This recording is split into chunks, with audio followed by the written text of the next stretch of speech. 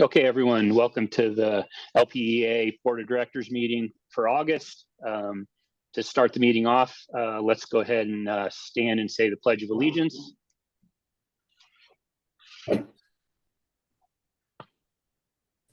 I pledge allegiance to the flag of the United States of America, and to the republic and for which it stands, under one God, nation, indivisible, under God, liberty and justice for Liberty all. and justice for all. Liberty and justice for all. All right, thank you, everyone. Meeting called to order and approval of the agenda. So I understand that we have a few modifications to the posted agenda. Dan Huntington, do you want to go first? Yes, I'd like to get an update on the fast track closing and where we're at with fast track in executive session. Okay, we'll consider that in agenda modifications. And then Graham, will you mention the other couple that you brought up? Yes, we're looking to amend section 5 to add another section under board action agenda 5, Roman numeral 2, action required, amend capital projects budget, and then also under Roman numeral 5, board action item, board actions agenda, strategic goal next steps, we would move to table that to a future meeting. And so take it off of this agenda. Okay, so 3 modifications so far. Any others? Okay, seeing none, all in favor of the agenda with those 3 modifications, please raise your hand, say aye. Aye. Aye. Any opposed or abstentions? Very well, we have an agenda. Moving into member comments and concerns. Before we start, Graham, will you read the preamble to that section? Yes. The board encourages comments about the cooperative from its members. The board will take all member comments under consideration, but will not provide a response during the member comment period. The board asks that each participant's comments pertain to cooperative business. Those wanting to address the board during the public comment period are granted 5 minutes to address their topics. Lengthy comments to the board should be submitted in writing. Formal complaints must be filed in writing and submitted in compliance with applicable board policy. Comments from the public will be directed to the entire board and not to any individual. No personal attacks will be allowed. Failure to follow these requirements may cause the public comment period to be terminated. Copies of our cooperative policies and procedures on public comment and filing complaints are available on the cooperative website. Thanks, Graham. Okay, so do we have any one interested in making public comment today? And I'm not able to see hands, so if someone could help me with that. Okay, Graham is shaking his head no. I don't see hands. Okay, I'll assume there's no hands up. We'll move past that section of the agenda to section 3, consent board items. Does anybody have any points of clarification on the consent board items that they'd like to bring up? I see Kohler, go ahead. I'll make a motion to approve the consent items, but I do have a couple comments on the minutes. Under the directors that are listed, it does have the word director in front of John Lee and no one else, so I just removed the word director. And another comment on the bad debt. It looks like a pretty healthy list that we got this time, and I would like, if we can, to find out if that might be a trend that's happening, if we got quite a backup of this behind this one as well, and maybe that could be done in financial report. Thank you. Okay, thanks, Kohler. Is there a second then to Kohler's motion? I see Dan Huntington, thank you. So moved and seconded to approve the consent board items. Any further discussion on that? Tim, go ahead. Yeah, I'm not sure if you can see or not. So I did send in a couple corrections to Janelle earlier. around the FAC update, and those were incorporated. They're not significant, but they're anyway. They would be modifying the current minutes. If you need to have those brought up, maybe Janelle could bring them. Okay, I guess to that end, is there anybody that wants to see Tim's modification to the minutes regarding the FAC update before we approve those minutes in the consent board items? Okay, so it looks like we can go ahead and accept those edits, Tim. Any other discussion before we vote on consent board items? I see Rachel. Just a quick note, I'll just send an email to the board, and maybe Patrick, I'll put you on there just so you know what we're doing. But I've just been taking the bad debt, just the numbers, and putting them into a spreadsheet the last 3 months or 4 months or something like that. So Kohler, to your tracking point. Thanks, Rachel. Anything else? Okay, all in favor of approving the consent board items, raise your hand and say aye. Aye. Aye. Aye. Anyone opposed? Or abstentions? Okay, consent board items passed. Moving on into section 4 of the agenda, CEO and staff reports. Hand it over to Graham. All right. Thank you. Drew, can you pull up the dashboard, please? I can do that.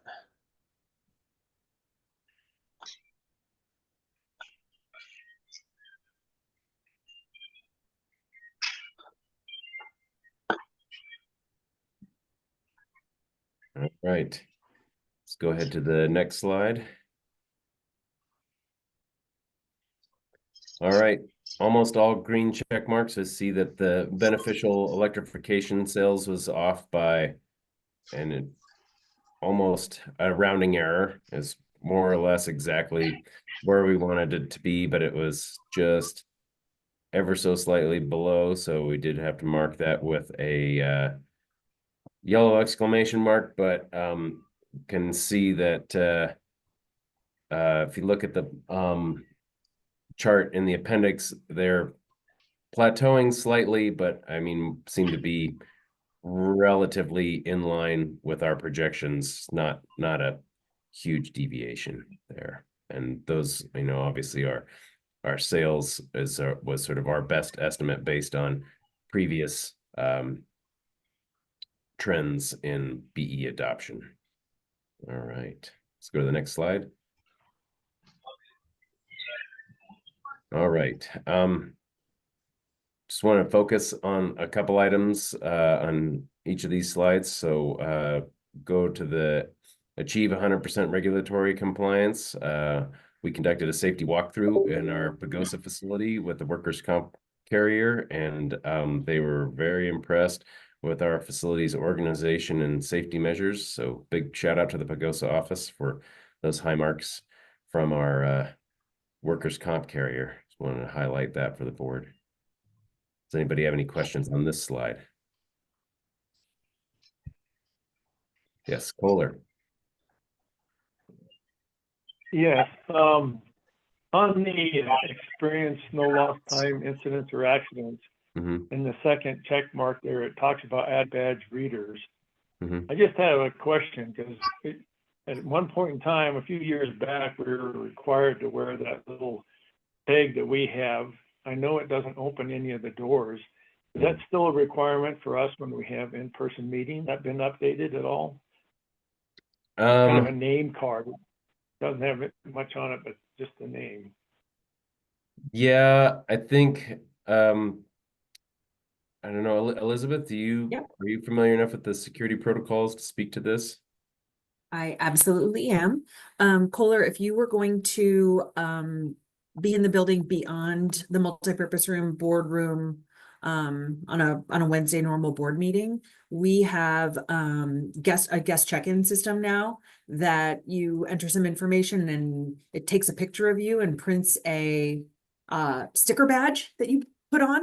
And so that's what we have for all guests in the building. And that would include directors, if you're here for something other than a board meeting. So we don't really need to wear those tags anymore. No. And if you have, Thank you. one, All I have. I'll take it back from you if you've got one. I do. Right. Thanks, Kohler. Anybody else have any questions on this slide? Okay, let's go to the next slide. All right, comply with the, I want to focus on our compliance with our wildfire mitigation plan. We had a pretty amazing technology deployment of using the helicopter to replace 11 poles in some extraordinarily rough terrain in the Smelter and Rafter J areas. We were able to get all those poles done in an hour and 45 minutes based on the helicopter assistance. And when we get to the photos later in this presentation, you'll see those. It was really impressive operation by Jerry and his crew. So big shout out to all the coordination that went on that. Jerry, do you have anything you want to add on, highlight that? It was awesome. You guys should have seen it. We have some video we could probably share with you if you want to see it in action. It's pretty impressive. So and then yep, we're continuing to work on our tri-state departure.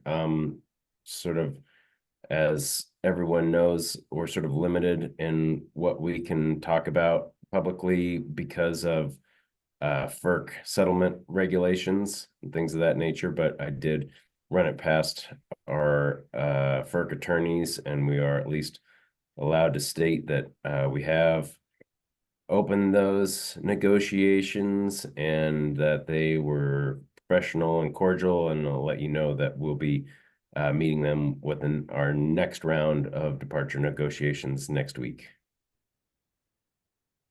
Any other questions on this slide?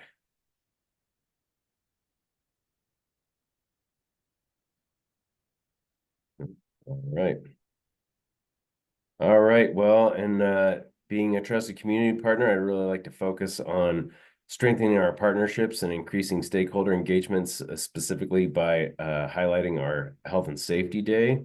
Elizabeth and her team did an unbelievable job pulling this off, a full day full of education and connection with a lot of local providers and agency representatives. We had Colorado State Patrol, the Durango Police Department, the Fire Department, Parks and Wildlife. We had CISA, the cybersecurity agency, come in and talk to us.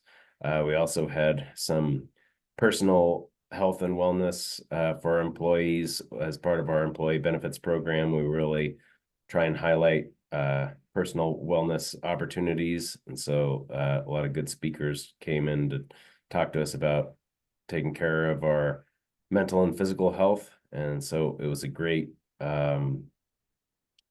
project for the employees, and also was a great way to engage with other high profile stakeholders in the area. So congratulations, Elizabeth. That was a fantastic job. Do you have anything you'd like to add on that? I think I would just add that, you know, we do this with a lot of intention and data analysis before we schedule all of the providers, and we seek feedback from our employees on what they're interested in. And we really try to provide topics that are relevant both inside and outside of work. For instance, the CPW actually talked about bears and, you know, the use of pepper sprays and just how to keep yourself, which, you know, our crews can run into when they're at work, or people could run into when they're, you know, out camping. So, and then the other big intention behind this is that, you know, we think about our workers' comp data and our medical claims, and we really try to focus on prevention so that people can be healthy and whole and, you know, available for their families and for work. So we are really intentional about the programming, and I think we got good feedback this year. And it also, you know, really does help strengthen our partnerships in the community. These organizations are always really excited to be here with us on that day. So. Great, thanks, Elizabeth.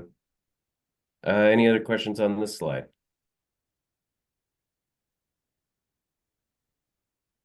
All right. Patrick, I'll turn it over to you. Good morning, everyone. We met our financial goals for July. July was virtually flat to budget when as it pertains to operating margins. We were just under at $15,000 under our budgeted operating margin target. The volatility or delta to budget for the individual categories had a little bit more movement. We were under in revenue for the month of July. Gross margins were off because we essentially biased our load forecast for July a little bit too heavily off of the prior July. Temperatures came in lower than they were in the prior July, which caused our load forecast to be a little bit higher than we saw this July. So that being said, we were under our gross margins by about $195,000. We did make up for that though in O&M expenses and other expenses. We are obviously down a primary position and a few other positions. So payroll was the primary driver of savings for the O&M expenses. And then we had expenses, savings and interest expense, which gets us to that 15,000 under budget for operating margins. So balance sheet maintains a healthy cash position. We are continuing, obviously, capital projects are moving along at a good clip, which is something we've discussed before. And I don't really have any other updates on the financials. I do have I thought I might share a slide to address Director McInnes's question that he had at the beginning of the meeting. So I'll open up for questions before I do a screen share. If anybody has any questions on the July financials.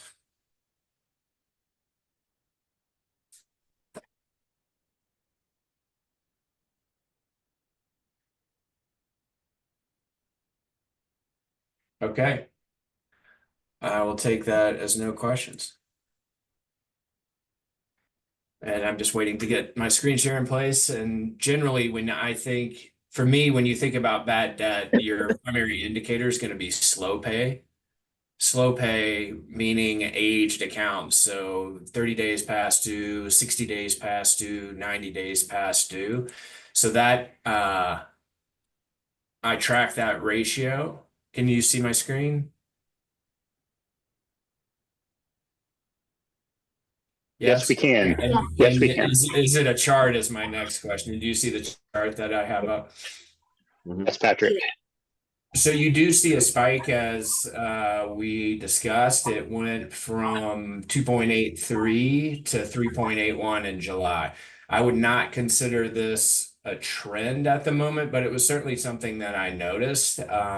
You can see that there looked to be a seasonal event in May where we were at 5.24% and had a pretty precipitous drop in June. So there was a spike in July, but as far as any trend that would be concerning, no, not at the moment. And generally this level of slow pay is healthy as far as that ratio is concerned.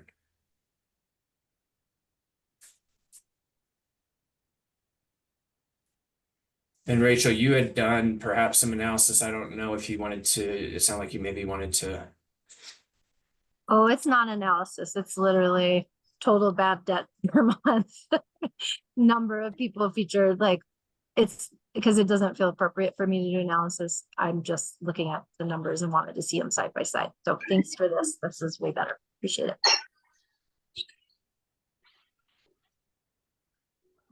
Patrick, can you see Kohler has his hand up?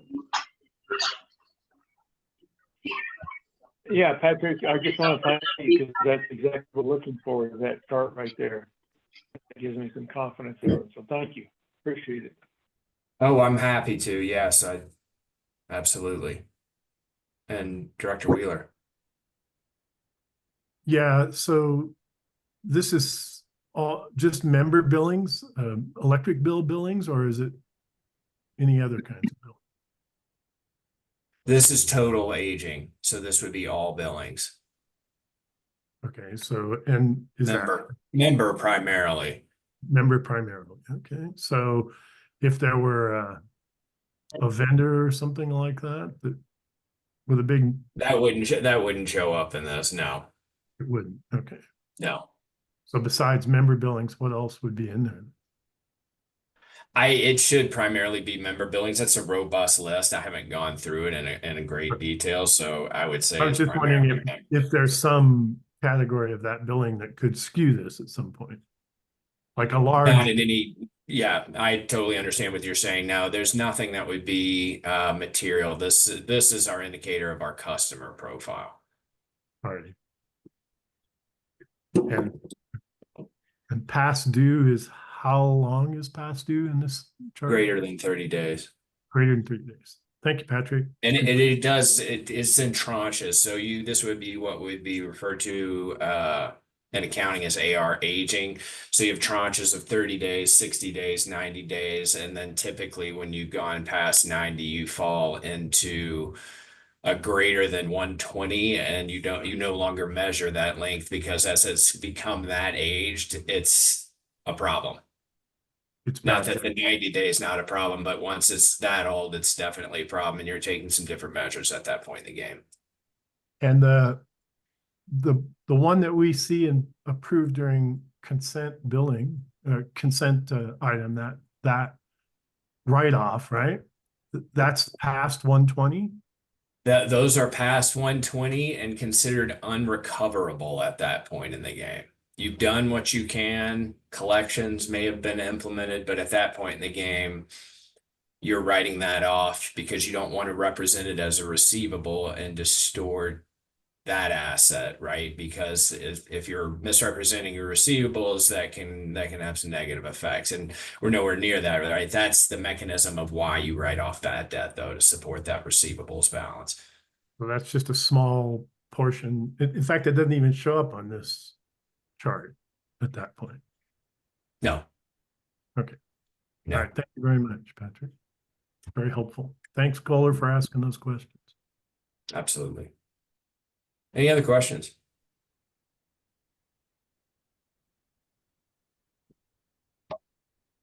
Any other questions for Patrick overall on finances or anything? Maybe we can switch back to Drew sharing the. Drew, I believe you need to take my screen share.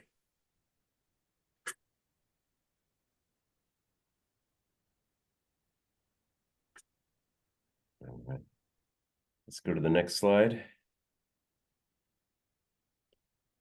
All right, preparing for the future. Obviously we have the PACE loan that we're working on, and we'll have amended the agenda to have a little more discussion on some engineering that we'll need to get in place to keep the ball rolling on this, but that is certainly seems to be moving with a lot of urgency on the part of the government to get that money out and utilized. So excited to have that opportunity coming up, and ability to have some more local development within our footprint.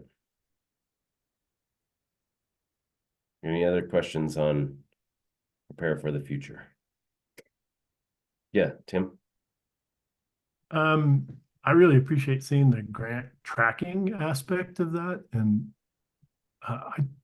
it seemed to me a while back we also had on there any that we had applied for but had not received or were no longer viable or rejected. And I think understanding the total that we're applying for and then seeing what's successful, but what we didn't get might also be helpful information. And I don't know how anyone else feels about that, but it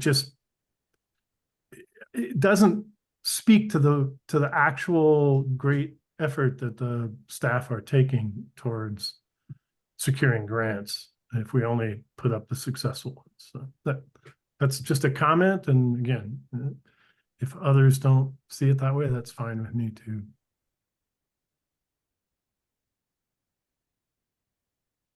All right, and perhaps, I mean, I think what we were trying to do with this, Tim, was not have too many aged reports on this forward-facing slide. So perhaps in the appendix, we can have the more year-to-date update of that. So if you want to get into a little more granular detail, we might be able to sort of have that. I think the idea of this was to sort of, if we reported it as unawarded for a few months ago, we'd sort of taken it off as it aged out, but I could see we could kind of compile that data on a year-to-date basis, probably in an appendix somewhere for you.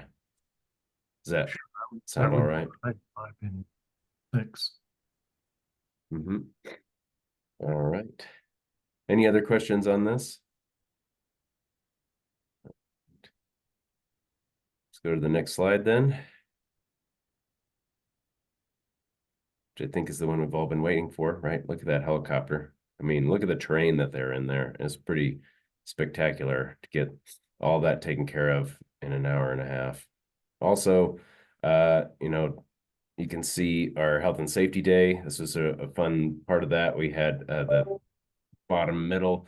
That was the SWAT team. The sheriff's SWAT team came in with their armored vehicle to start us off. A sort of a dramatic kickoff to the day. Pretty exciting for us to all get in there and check out that armored vehicle. And then, of course, the on the far right is part of our beneficial electrification day. I know a few directors were able to stop by and attend that and saw for themselves how successful that was as a two-way communication opportunity, but just definitely want to highlight how well attended I felt that was. Tim, so you get your hand up.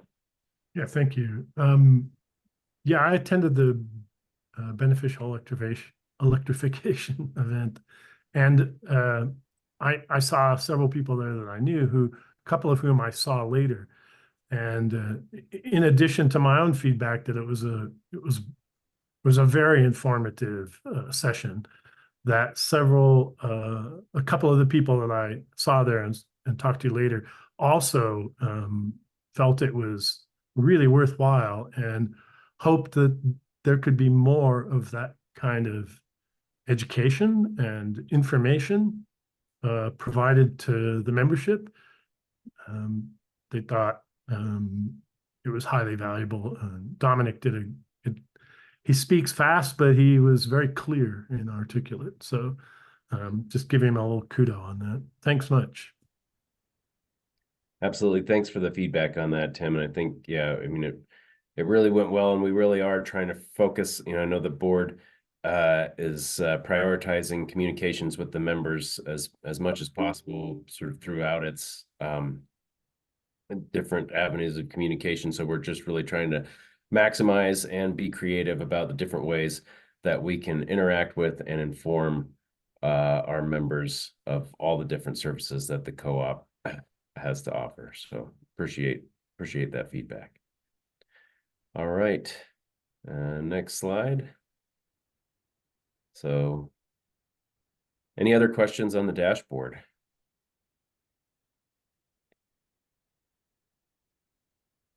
If not, I'll chalk it up to being a very successful month and appreciate all of the director feedback.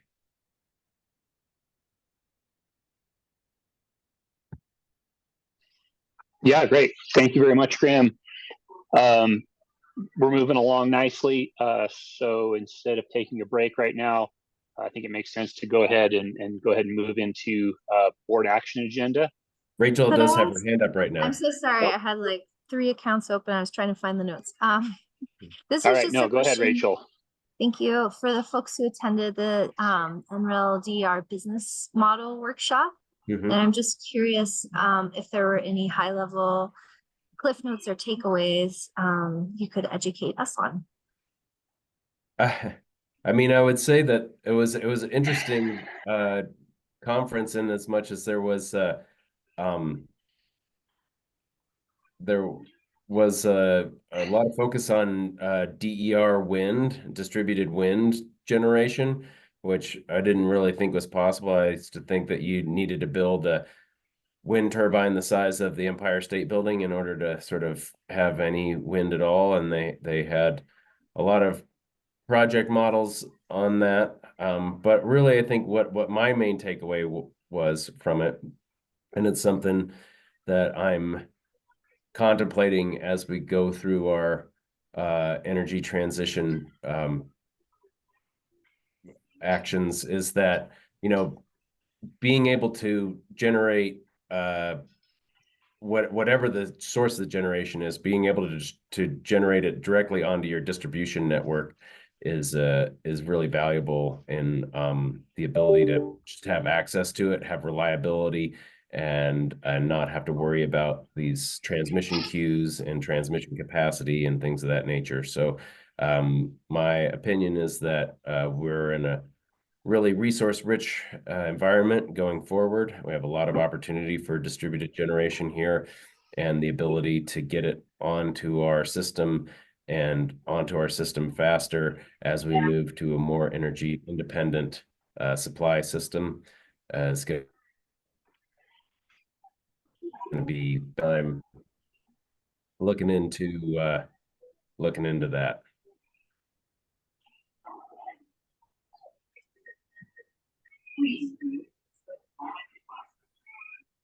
Thank you. Yep. Anything Yeah, else? thanks.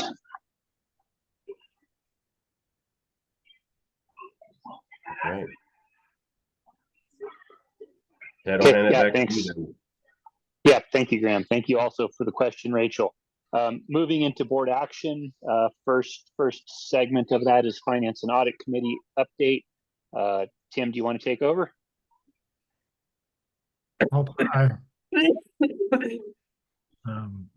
Yeah, it is a noisy Zoom call today, I have to say. And I quit swinging on the swing.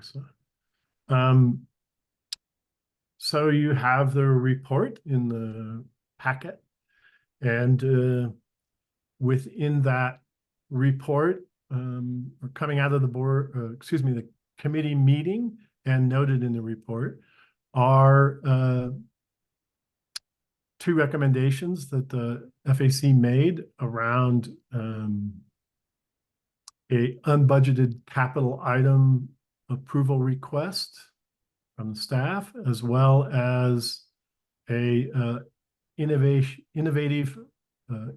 project fund request from unclaimed capital credit balances. And I think there are resolutions within the board packet or memorandums that ask that we make those, we take a vote, or we have a motion on that. One of those comes out of the committee, which is the, let's see, the innovation project fund request for an electromagnetic transit simulation, which is quite the mouthful there, Dan. I can see you smiling there. And so the committee, the Finance and Audit Committee, recommends the board approve the allocation of $200,000. I think that should say to the Innovation Project Fund from unallocated capital credits for the NREL, electromagnetic transient, or EMT simulation, right? And apparently, because we're coming out of committee, we don't have to have a second. And so this is a motion that's coming on to the floor here. And I guess at this point, it would be open to comment or concerns or questions, which I guess, Ted, I'll, if you want me to take that, that's fine. So any hands up? Okay, we got Rachel. You want to? Sure. Two quick questions. Well, one quick question and one potentially longer question. So the quick question was just a clarification. this is pulling money from what already was in the innovation fund. Hmm. Correct? Yeah. This wasn't because it said we'll choose how to reallocate later. This is from a standing pot of allocated funds. Okay, so your audio broke up a little bit there, but I think I know the question because we discussed this in the FAC a bit at length. So my understanding, and Patrick or Graham or Dan can all help me out if they want on this, but essentially the Innovation Project Fund at present doesn't really have a balance because unclaimed capital credits have been used to fund that, and they reset each year, right?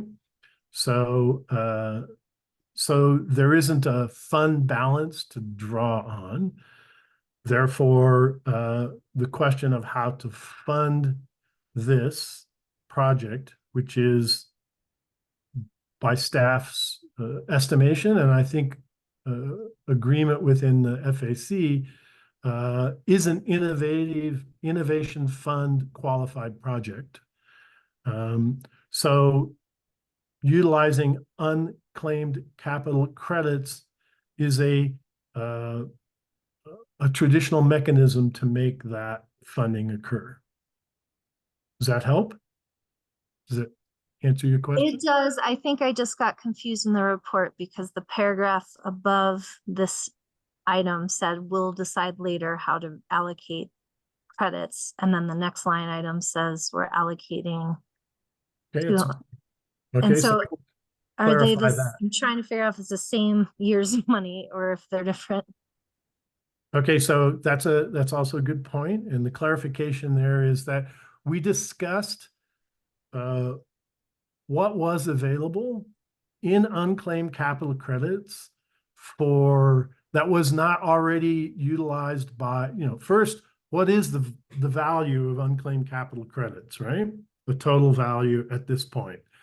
Then there's a policy prescribed use of those, which has to do with scholarships and Roundup Fund.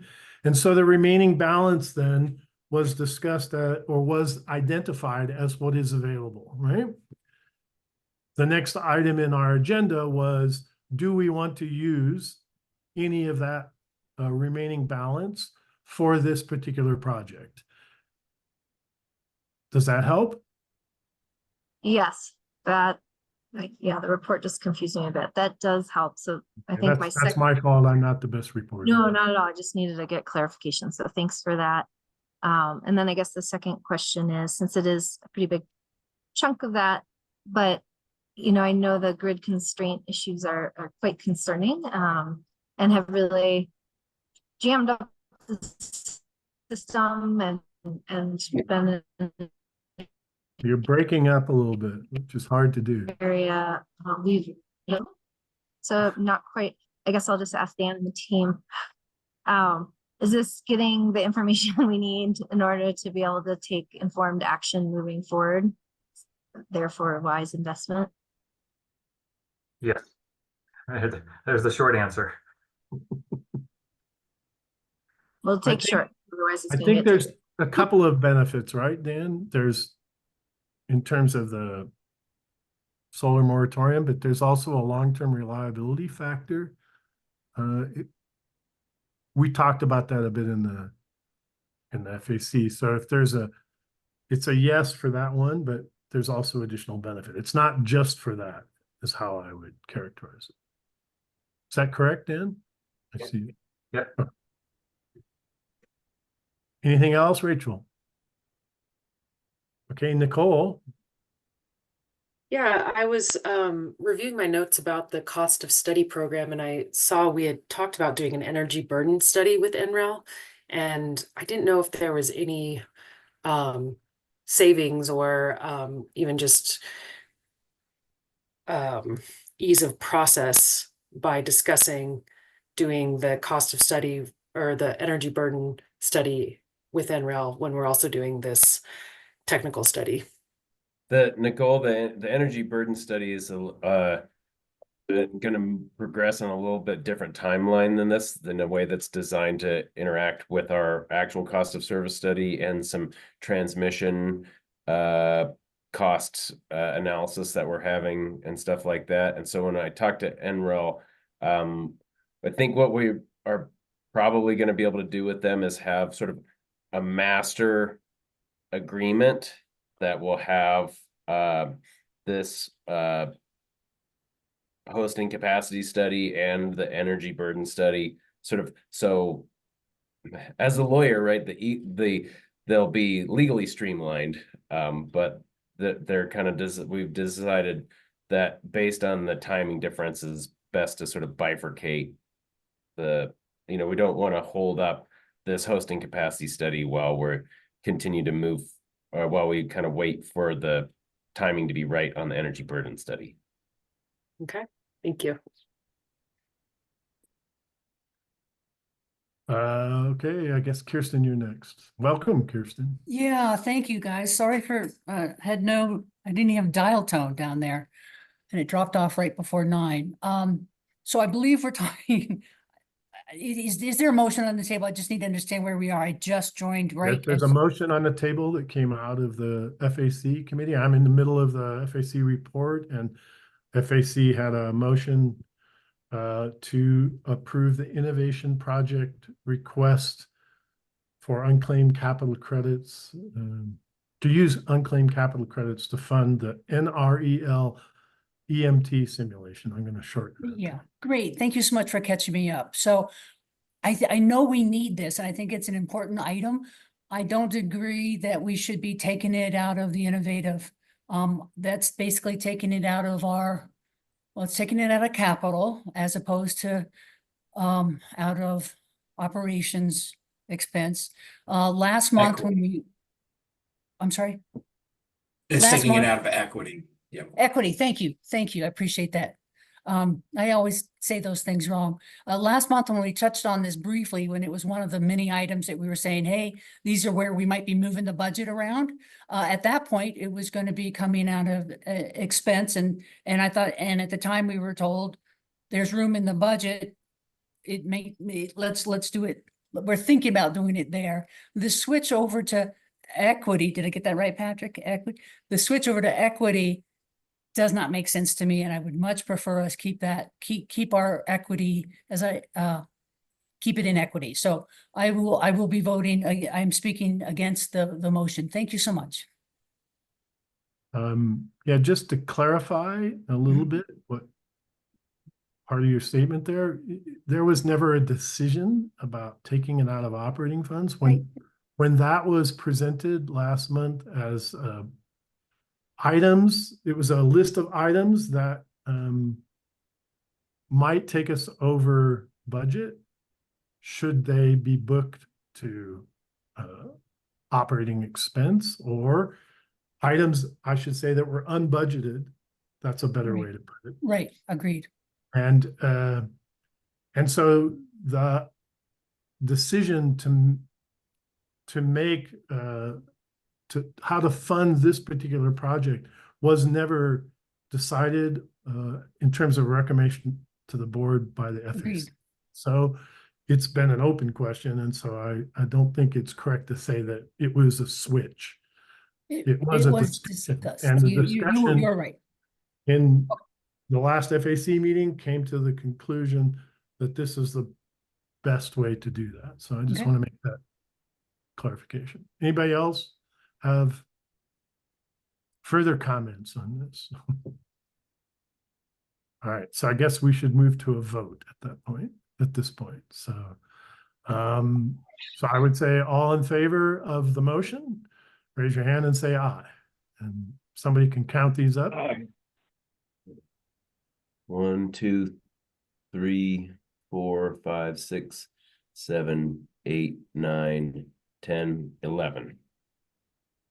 Those opposed? That doesn't can't be quite right. It should only be 10, but You want us to do it again? no, I think yeah.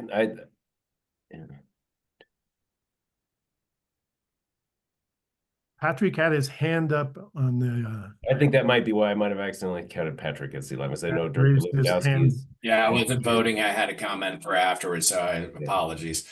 So yeah, I think we have it as the Director Skihan opposed and remaining directors in favor. So 10-1. Okay. All right, thanks. So that motion, I guess, passed. So Patrick, you had a question or a comment? Not so much a question, it was just a comment. We have some more work to do on unclaimed capital credits. We have a certain amount of latitude in how we allocate these and what that process looks like. We are restricted by bylaw or policy to certain funds like the scholarship fund and roundup fund. So I just wanted to say the facts socialize this as a first discussion on allocations of unclaimed capital credits. There's a certain amount of urgency about the project that you had just voted on. So that's why there's a little bit, I just wanted to set groundwork for future procedure for FAC and what might be ahead of the board, just to be clear. And I would say I'm a little culpable on some of the confusion on this as well. So apologies if I caused any confusion. Thank you, Patrick. So this will then deplete that fund at this point, but not completely. That's my understanding. All right, so the next item that was discussed, and it has also a memo in here, which is the budget modification for the PACE loan, 5 megawatt solar plus storage project. And Dan, do you want to like maybe just give a brief explanation to the board of why this is needed and what the impact is? And then one of us can make a motion to do that. Yeah, sure can, Tim. So as you are aware, we recently found out, I guess we found out after we developed the budget that we had a PACE award coming. And then it's more clarity came forth on timing and aspects. And we just recently got the committal letter of commitment from RUS that stipulated some of the time frames. And one of those in particular is that permitting has to be completed on the project. Permitting and environmental especially has to be completed on the project by the end of 2025. And so with the amount of environmental work and everything gets tied to these federal type loans, it's a pretty heavy lift.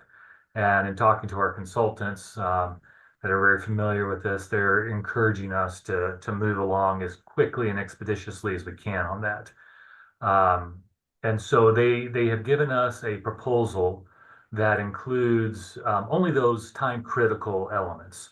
And what that involves is primarily like I said, the permitting environmental. There is engineering that has to be done to the level to satisfy permitting requirements. It's not full engineering. That'll come after we bring on an EPC contractor, but we'll get engineering up to that 10 to 30% level.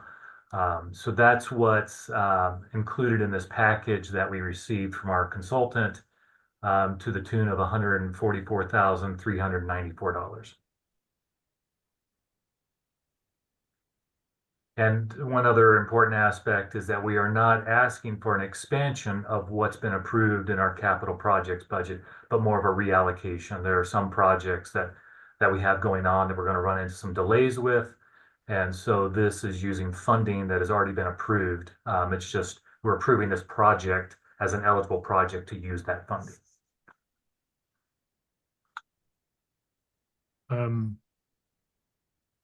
So I'm going to suggest, even though the memo didn't necessarily draw it out this way, that since the FAC did make a recommendation on this, that this is a committee motion, and the committee moves that we approve the inclusion of a project for the preliminary administration and environmental compliance work for the 5 megawatt solar plus storage PACE loan for the 2024 capital project budget without increasing the overall budgeted amount.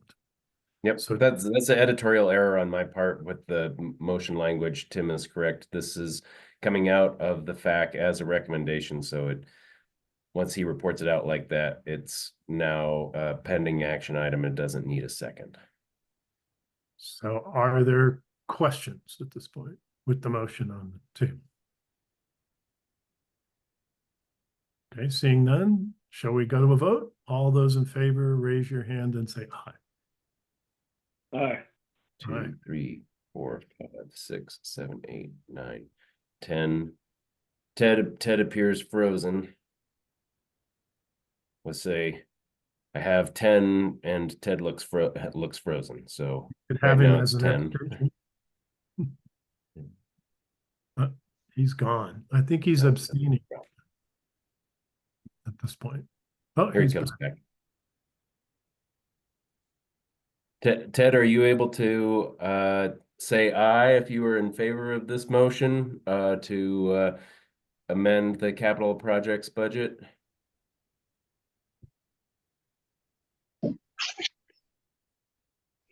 Yes. Yes, okay. It Yes, appears aye. unanimous. So it's unanimous then, and let's see if there's anything else on this. There was a request from a director to going on with the report to provide a little public comment on the update on the tri-state rate increase FERC filing, which was mostly discussed in executive session, but Graham, maybe you could give us, because you were the one that gave that report, and there is potentially some that could be public. So would you be willing to give that, please? Yeah, so and to contextualize this, right, the tri-states FERC accepted the tri-state formula rate effective August 1st. So we are expecting to see that on our next bill, the amended rate.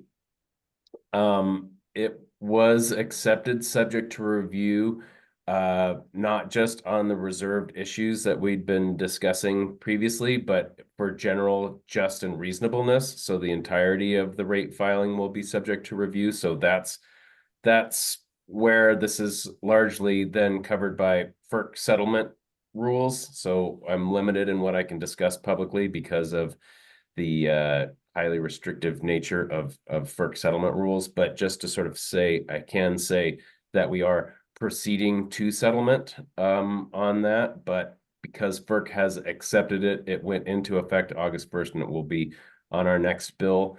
What we do know going forward, right, is that the bill, the rate as a formula rate will readjust annually. That adjustment is based on Tri-State's budget.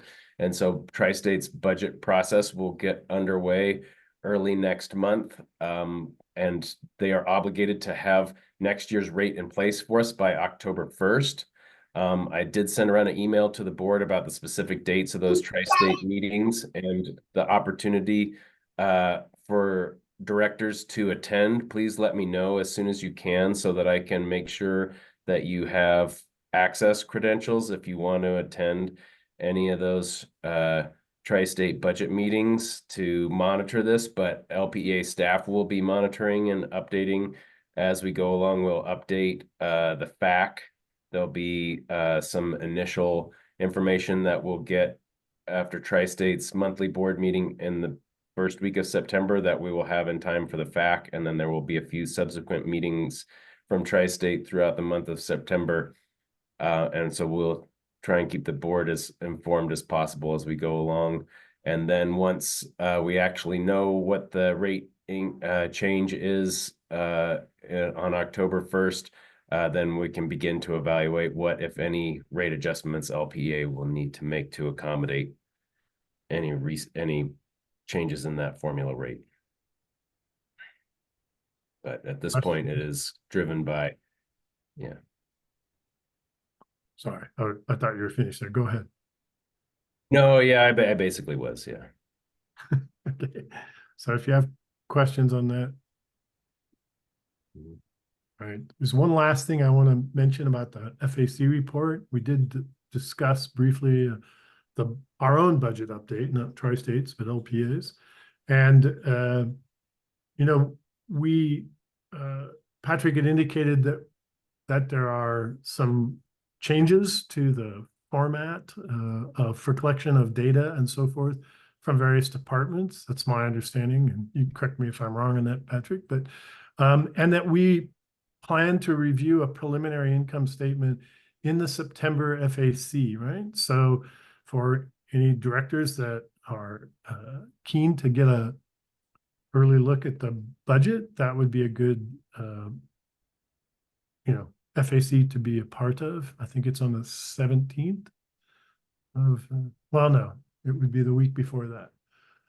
Anyway, but you'll know that, and we can send that out as we get closer. But so, and then later we would, in another fact, probably October, look at the capital projects and capital items. So just giving a quick update. Any questions on that? All right. So I think that finishes my report on the Finance and Audit Committee. Back to you, Ted. Great, thank you, Tim. We're at break time. If we can either take a break or we can push through Committee on Policies update and then have a break. I'll propose that we push through Committee on Policies. Is there anyone that's not okay with that? Looks like we're okay with that. Turn the mic over to John Lee. All right, good morning, board. The policy committee met in July after our last board meeting took the inputs on policy 129 and continued to integrate those into changes that were requested. We'll be working on those next week as a policy committee meets again, anticipating that would be back in front of the board. That being policy 129 would be back in front of the board in September, would be my estimation. If it isn't, we'll just continue to take the inputs and get the good product forward for consideration as soon as it's complete. And as a heads up, policy 106 is going to be our next review policy. So we'll have that in front of us if we get done with 129 and start making those modifications. As we get that framed up, it'll be back in front of the board again. Nothing further to report for policy committee. Thank you. Okay, thanks, John. Quick and easy. Let's go ahead and do a 10-minute break at this point. Yeah, back at quarter after.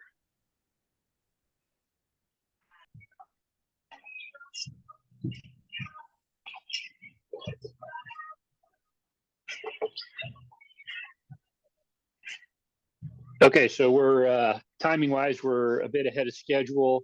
Graham said he would check and see if we couldn't move up attorney report, but I'm seeing kind of a shake of a head so far. I reached out to Matt and I haven't heard back from him, so we'll see. Yeah, okay. Yeah, no, if we hear back from him, we'll use that information and see if we can't pivot into that. But barring that, I would propose that that we go ahead and bypass what is that? That's sections 6 and 7 and 8 possible action and go down to the reports section of the agenda. Any objection to moving down to reports for the time being? Okay, seeing none, then we'll move to section 9, starting with attorney report. So I'll refer to my written report, and if anybody has any questions, be happy to answer them. Anyone? Kohler. Kohler, I see. Yeah, go ahead. Yeah, in your first, or you're talking with Wheeler, Trigg, O'Donnell, it said answer the complaint. Could you please tell me what that complaint is? Which one you're? So that's the La Plata County matter that we filed for breach of contract for Tri-State's failure to give us just and reasonable exit charge. So that's the La Plata County litigation. It is Tri-State moved to dismiss that case. That motion was denied, and so Tri-State then answered the complaint, and so the case is at issue. So it will go to a case management conference in about a month, and but there's a lot of that will initially sort of control the discovery process. So we'll get into the discovery process, and then after we get a decent way through the discovery process, we'll get to ultimately a trial management order. There'll be a lot of motions practice in between. Does that answer your question, Kohler?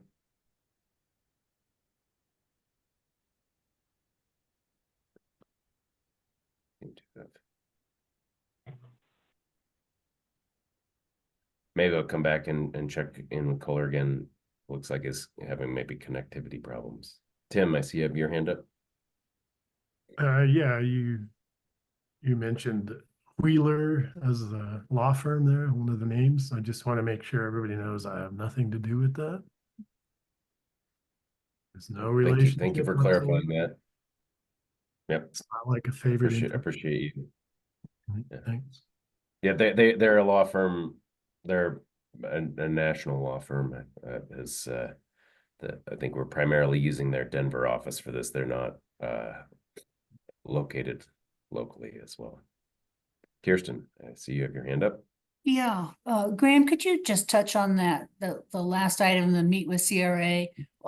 Just give us a flavor on what's going on with the public safety power shutoffs and the State Historic Preservation Office. Yeah, so the public safety power shutoff, right, where is for everyone's understanding, that's when a utility would affirmatively disconnect power in an attempt to avoid triggering a wildfire under certain specific atmospheric conditions, if you will, right? So we're currently, to the best of my knowledge, no co-op has a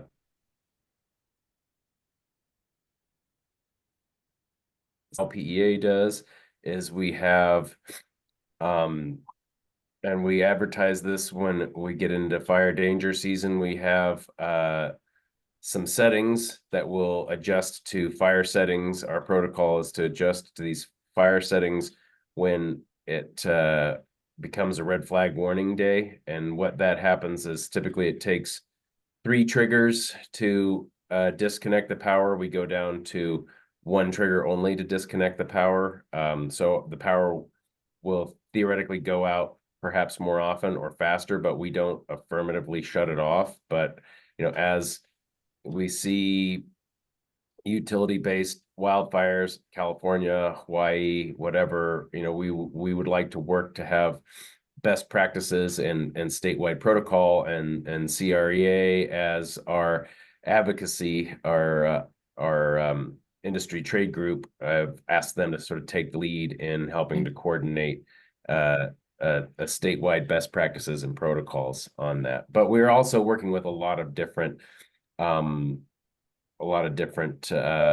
avenues on that. As you see in the bullet before that, the Wildfire Resiliency Code Board, we're talking with them about if they're going to have any state regulations around public safety power shutoffs and things of that nature. So just trying to get the conversation started and figure CREA as our statewide body is the right place to start that conversation. Similarly, with the State Historic Preservation Office, this is an issue where these State Historic Preservation Offices around the State Historic Preservation Office seems to have some issues with the particularly federal land managers, and what is the appropriate scope of historical review that is connected with a project that touches federal land. That there's a disagreement between them of how much review is actually obligated by a project touching federal land, as opposed to being completely contained within federal land. So for example, our transmission line upgrade from Bayfield to Pagosa Springs goes over some federal land, but it's not entirely on federal land the entire way. And so the scope of review is necessary for that project is there's disagreement between the federal government and these state historic preservation offices. And so it's a problem around the state. It's a problem that a lot of pretty much any co-op that has federal land in their service territory is dealing with. And so again, CREA as our statewide body, I've asked them sort of help coordinate a response on that. But again, we're also communicating with other interested groups around the area. I mean, it's obviously when a trade association shows up to communicate about something, the government sort of knows that they're coming loaded to talk about that specific trade. Whereas if we can come in with us and the Forest Service, and perhaps the Wildfire Resiliency Code Board, who expressed some interest in, they're concerned that some of these hangups can lead to limitations on right-of-way clearings that will have a detrimental impact on wildfire prevention and resiliency of the fire breaks at those clearings. So we're trying to build as many unique and interesting coalitions to go forward on this. At the same time, I feel that CREA as our statewide trade association should be kind of leading the conversation and facilitating a conversation amongst the co-ops in the state. So Thanks for that explanation, Graham. Appreciate it.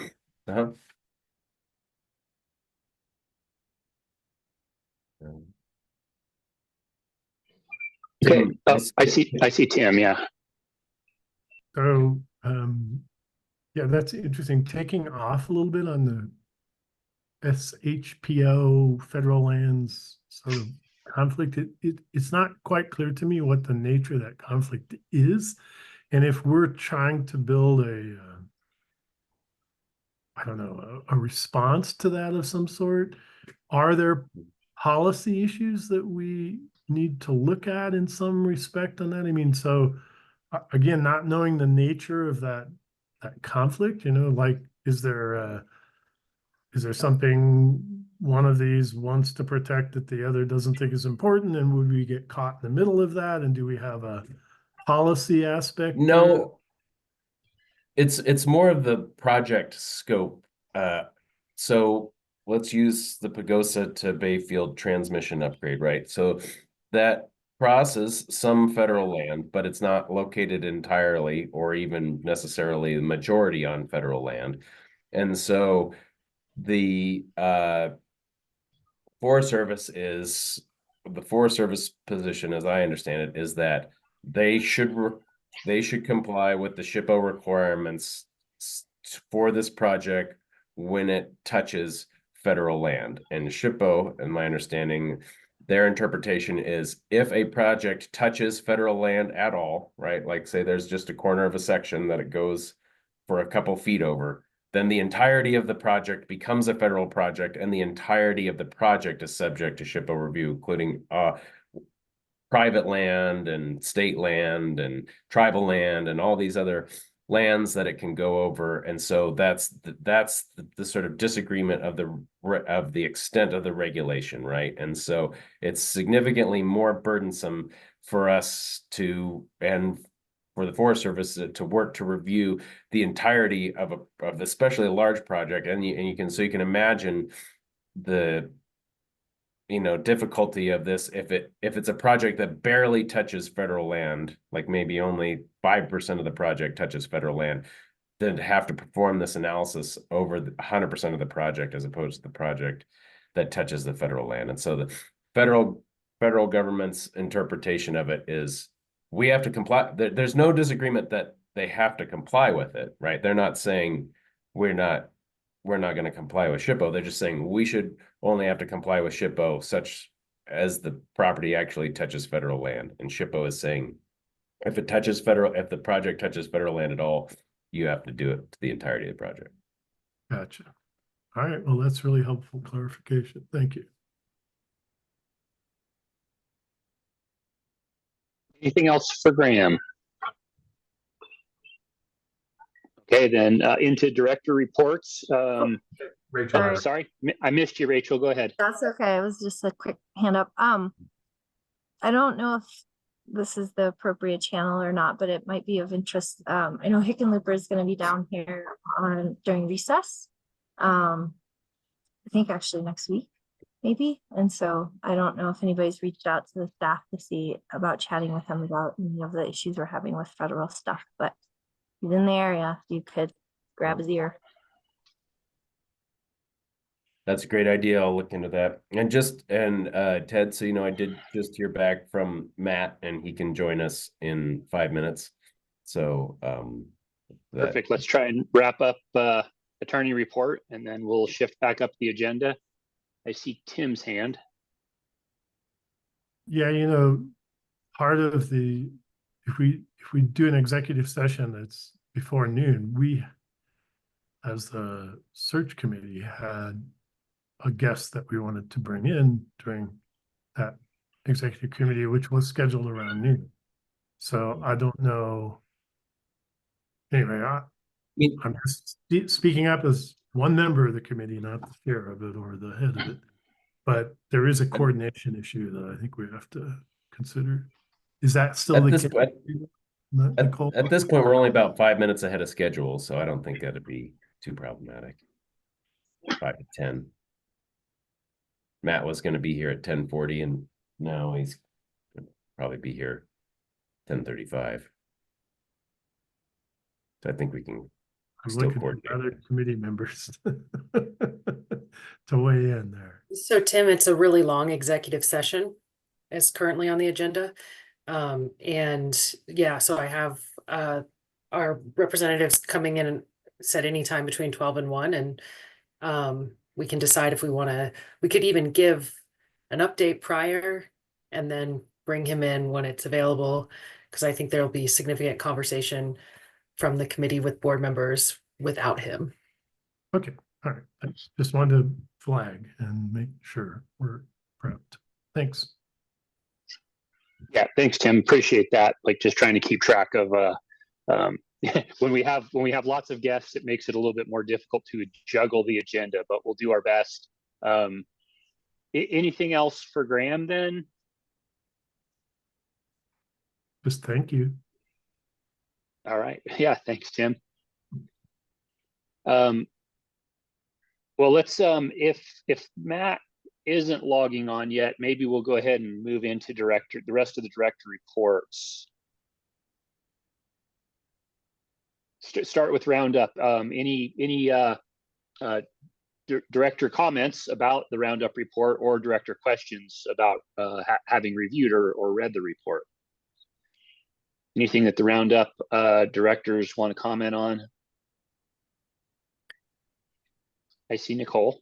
Yeah, I would just say that it's been helpful actually getting the board input prior to this, because it has we'd had a lot of money sitting in a CD at a mutual fund that kind of had just been sitting there and nobody had really been thinking about. And upon board direction, that has gotten, it's getting the mutual fund should be no problem. The CD is actually kind of messy, and all we did at the last meeting was appoint Carrie Hughes as treasurer of Roundup to go in and try to get this all cleaned up. There was no documentation of like when it had gotten started by who. So that one's a little bit messier, but she's going to report back at the next board meeting what she found out. The mutual fund should go very easily into our checking. And then we informally had consensus to discuss a floor for reserves in Roundup. And so I appreciate those comments, and that those were, I think it's helped refine what's going on at Roundup. Yeah, thank you, Nicole. And I think I can say for the board that we appreciate you taking those comments, back to the Roundup board and taking some positive action on it. So much appreciated. Any other questions for Roundup? Okay. Holly has Seeing her hand none. up. Holly I'm has her hand sorry. up. Go ahead, Holly. Yeah, great. Thank you. I got the opportunity to serve on the Roundup board when I first was elected, and it's a great organization. I appreciate all your work on this. On your first entry on your report for the Pagosa organization, I have never heard of that one before. And so I tried to do some research and tried to find them, and it was kind of curious because they provide emergency funds for quick emergencies, but I couldn't find them. So I was just kind of curious. We used to collect their 501c information and stuff like that. So I assume that's still part of the process.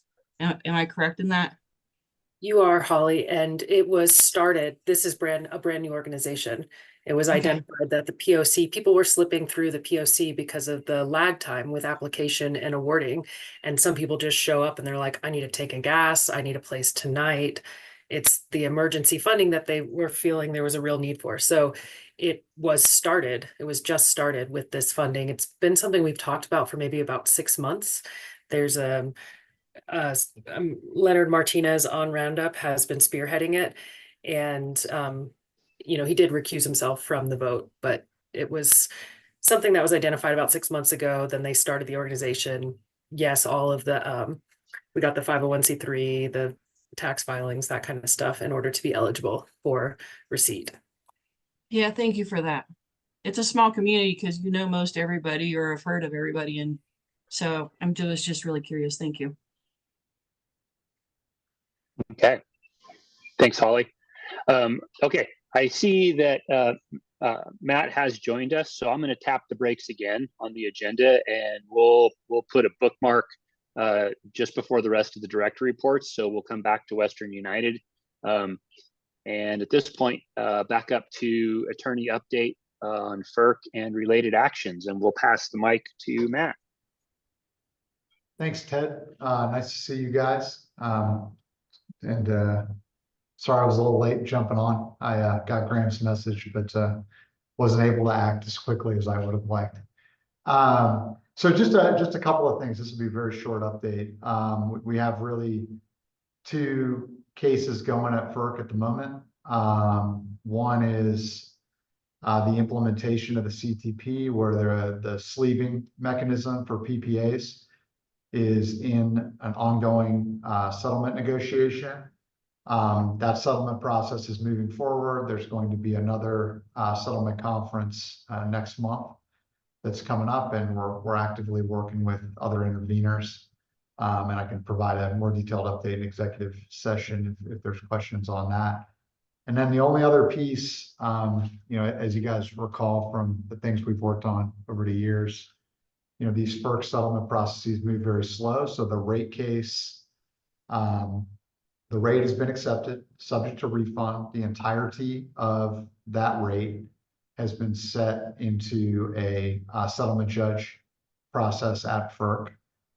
We are going to have our first settlement meeting in late September. Traditionally, those are pretty focused on scheduling. And then there's, a schedule that flows from that in terms of when the next set of negotiations is going to be. But the entirety of the rate will be subject to that settlement negotiation. It won't be, a carved out set of items like was potentially discussed and proposed by Tri-State. So we have both of those things coming up next month. And that's really the only main update. Tri-State's resource plan has been approved by the PUC, so they'll be going out to bid for resources here in the very near term. And we'll be, actively monitoring that situation as well. Tim. Sorry, Yeah, Matt, thanks for that's fine. Thanks for the that update. I have a question about the bring your own bottle. I mean, bring your own resource. And I've read variously that it was accepted and it was approved. And I'm not sure which that is, and I thought I would ask you. I believe it has been approved, but take that one as subject to check. I'll have to run that down. We haven't been tracking that one quite as closely, kind of given the LPEA situation. As yeah, I've had a couple members ask about that, and I wasn't quite sure if accepted, it means it's not approved, but it would perhaps be subject to some limitations. It would be good to understand that. Yeah, I'm not aware that one had opposition. Therefore, that's why I lean that it was probably accepted or approved, excuse me. Sometimes they get accepted like the rate did and then set into a settlement judge posture or even hearing posture. In situations where there's not opposition, it can be accepted and approved, which means it's actually functional and you can act on it. Okay, well, if you get a chance to clarify that, let us know. I'd appreciate it. Absolutely, will do.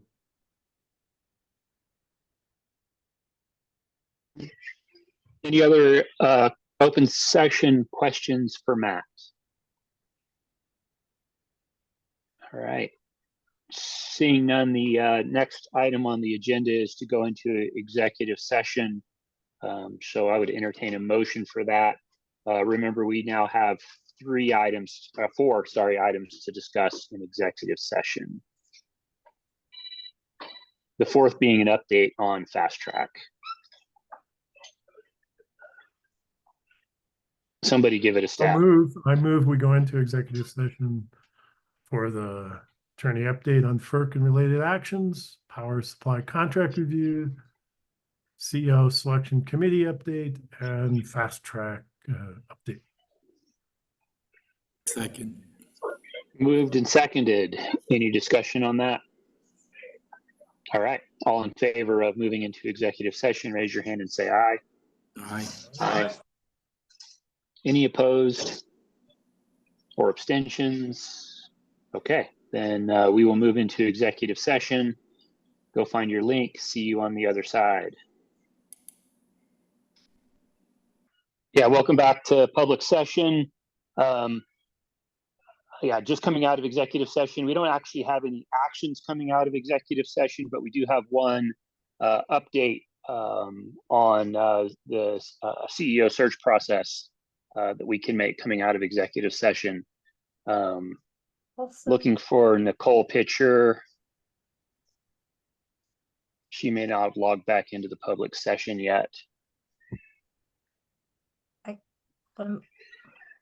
We could give that or someone if we wanted to do the other Rachel's update. putting her hand. Yeah, Rachel's putting her hand up. She's also on the. Nicole's here now. Yay. Okay. Keep driving, Nicole. Nicole, will you go ahead and give us an update on the CEO search process? Sure. So the CEO selection committee has been meeting since the end of August or April, and that is me and Rachel Landis and John Witchell, Tim Wheeler, and an outside voice from the community, Melissa Youssef. And we've had a large array of candidates who are interested. We've been meeting at least weekly, and more recently, I feel like I see them every day. It was like 4 days a week with interviews and multiple rounds of interviews. And at this point, we're really excited to bring forward 4 final candidates for the entire board to make a decision on. And we're hoping to get that done in those interviews to take place in the first half of September. Perfect. Thank you for the update, Nicole. So carrying on with where we left off on public agenda, we are on director reports. We got through roundup. So now on to Western United.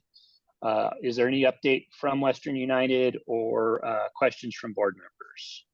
Yeah, I have the information in there. I will be in Denver August 29th for their board meeting. So I have the agenda and I have the financial information in the board packet. Any questions? All right, thank you. Yeah, thank you, David. And then I guess in the board packet is the tri-state report. Any questions that anyone has on that?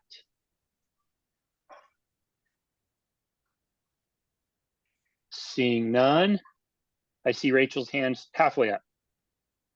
I'm trying to find the highlights. Everything got shut down. Okay, pass on. All right, skipping that. Okay, that brings us to the end of the agenda. Any final topics that anyone wants to bring up? All right, your time has been much appreciated. Meeting adjourned. Thank you. Thanks a lot. See ya. Thank you, everyone.